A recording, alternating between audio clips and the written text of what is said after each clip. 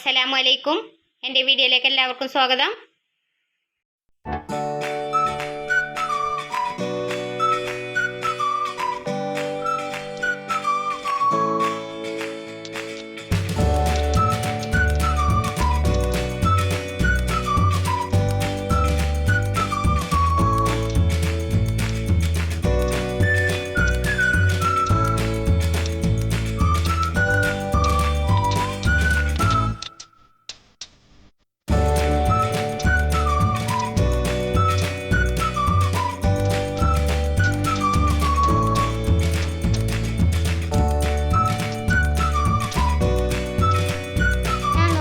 ഒരു beef fry ആയിട്ടാണ്.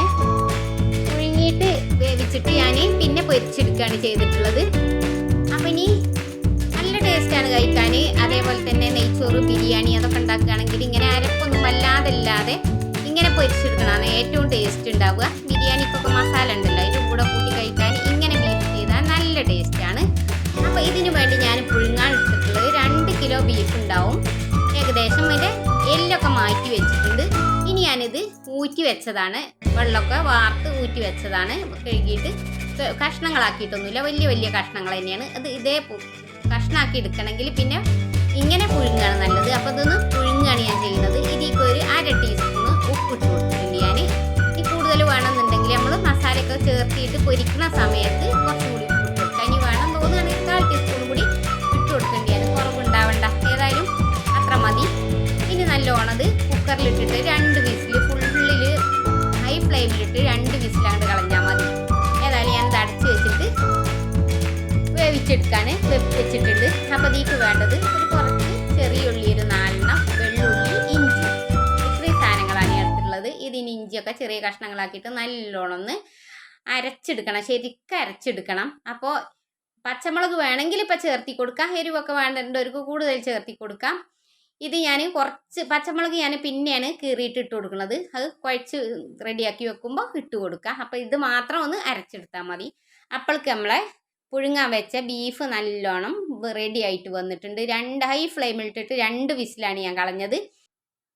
അപ്പോൾ അത് ശരിക്കും 3 മണിക്കൂർ കഴിഞ്ഞതിന് ശേഷമാണ് ഞാൻ വെള്ളത്തിൽ നിന്ന് ഊറ്റിയെടുത്തത്. ഇനി ഇതിങ്ങനെ കാണിച്ചിട്ട് ചെറിയ പീസുകളാക്കിയിട്ട് ഇങ്ങനെ മാറ്റിയിട്ട് അരപ്പൊക്കെ തേച്ചിട്ട് പൊരിച്ചെടുക്കാം.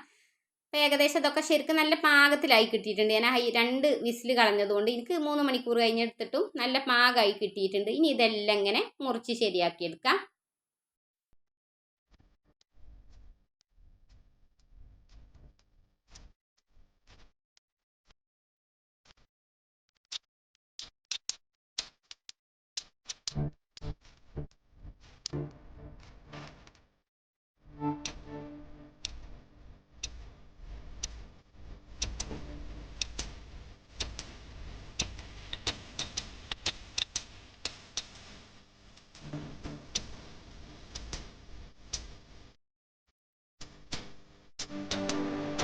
ഇതെല്ലാതും ഞാൻ കഷ്ണങ്ങളാക്കി മാറ്റിയിട്ടുണ്ട്. ഇനി ഇഞ്ചിയും വെളുത്തുള്ളിയും ചെറിയുള്ളിയും നല്ലോണം അരച്ചെടുത്ത അരപ്പാണത്.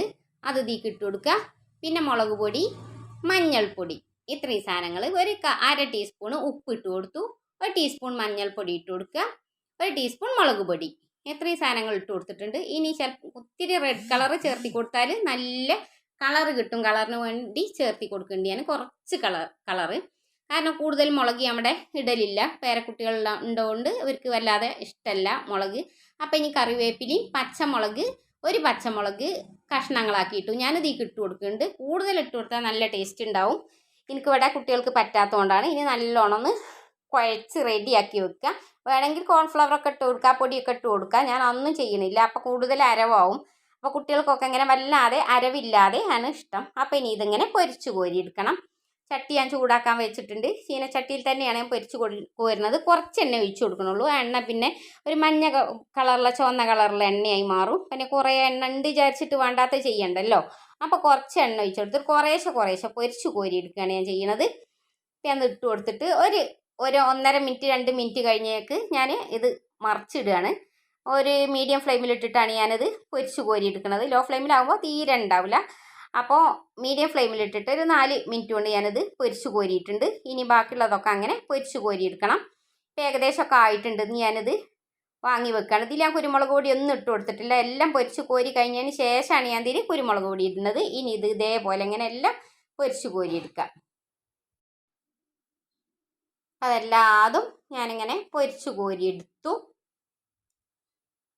ഇനി നമുക്കിത് ഒരു പാത്രത്തേക്ക് മാറ്റി കൊടുക്കുക. അതിന് ശേഷം കുറച്ച് കുരുമുളക് പൊടി ഇട്ട് കൊടുക്കണം. ഇനി വേണമെങ്കിൽ അതിൻ്റെ കൂടെ കുറച്ച് ഗരം മസാലപ്പൊടിയൊക്കെ വേണമെങ്കിൽ ഇട്ട് കൊടുക്കുക. നല്ല ടേസ്റ്റ് തന്നെയാണ് കഴിക്കാൻ. അപ്പം എൻ്റെ അടുത്ത് പൊടിച്ചതില്ല, ഇനിയിപ്പോൾ പൊടിച്ചിട്ട് വേണം, അതുകൊണ്ടാണ് ഇപ്പോൾ ഞാൻ ഇട്ട് കൊടുക്കാത്തത്. ഒരിത്തിരി മതി. ഇനി ഒരു 3 പച്ചമുളക് ഞാൻ വെറുതെ പൊരിച്ച് കോരി എടുക്കണം. അതിൻ്റെ മേലെ ഇട്ട് കൊടുക്കാനുള്ളതാണ്. ഇനി കീറിയിട്ടാണെങ്കിൽ അങ്ങനെ ഇട്ട് കൊടുക്കുക. അപ്പോൾ കൂടുതൽ എരിവാകും. അപ്പോൾ കുഴപ്പമില്ലാത്തവർക്ക് അങ്ങനെയും ചെയ്യാം. ഒന്ന് കുറച്ച് നേരം മതി. കുറച്ച് നേരം അതിന് ശേഷം അങ്ങോട്ട് കോരി എടുക്കുക. പിന്നെ അതവിടെ മാറ്റി വെച്ചതിന് ശേഷം നമ്മൾ കോരി വെച്ച പിന്നെ ബീഫ് പൊരിച്ച് കോരി വെച്ച് കണ്ടോ, ഒരു പാകത്തെ വേവൊക്കെ ആയി കിട്ടിയിട്ടുണ്ട്. ഇനി ഇതിലേക്ക് ഞാനൊരു 1/2 ടീസ്പൂണ് കുരുമുളക് പൊടി ഇട്ടിട്ട് ഇളക്കി കൊടുക്കുന്നുണ്ട്. ഒരു 2 ടീസ്പൂണൊക്കെ വേണമെങ്കിൽ ഇട്ട് കൊടുക്കുക. നല്ലോണം എരിവ് വേണ്ടവർക്ക് അങ്ങനെ ഇട്ട് കൊടുക്കാം. ഇനി ഇതൊന്ന് പറിച്ച് നോക്കാം. നല്ല വെന്ത് ശരിയായി വന്നിട്ടുണ്ട്. നല്ല ടേസ്റ്റാണ് കേട്ടോ കഴിക്കാൻ. ഇനി സദാ ചോർക്കായാലും നല്ല ടേസ്റ്റാണ്. ഇതിപ്പോൾ ഞാനൊരു പാത്രത്തേക്ക് മാറ്റി കൊടുത്തു. ഇനി നമ്മൾ ആദ്യം പൊരിച്ച് കോരി വെച്ച പിന്നെ പച്ചമുളകും അതേപോലെ കറിവേപ്പില ഇതിൻ്റെ മേലെ കൂടെ ഒന്ന് ഇട്ട് കൊടുക്കുക. എന്താ നല്ലൊരു വാസനയൊക്കെ വരുന്നുണ്ട്. നല്ല ടേസ്റ്റുള്ളൊരു ഫ്രൈ തന്നെയാണിത്. അപ്പോൾ പൊരിയെല്ലാം കഴിഞ്ഞ് പാത്രത്തേക്ക് മാറ്റി വെച്ചു. ഇനി എല്ലാവർക്കും കൊടുക്കട്ടെ. അപ്പോൾ വീഡിയോ ഇനി അവിടെ അവസാനിപ്പിക്കുകയാണ്. വീഡിയോ എല്ലാവർക്കും ഇഷ്ടമാവുകയാണെങ്കിൽ സബ്സ്ക്രൈബ് ചെയ്യാനും സപ്പോർട്ട് ചെയ്യാനും മറക്കരുത്. മറ്റൊരു വീഡിയോ ആയിട്ട് വീണ്ടും കാണാം ഇൻഷാ അല്ലാഹ്.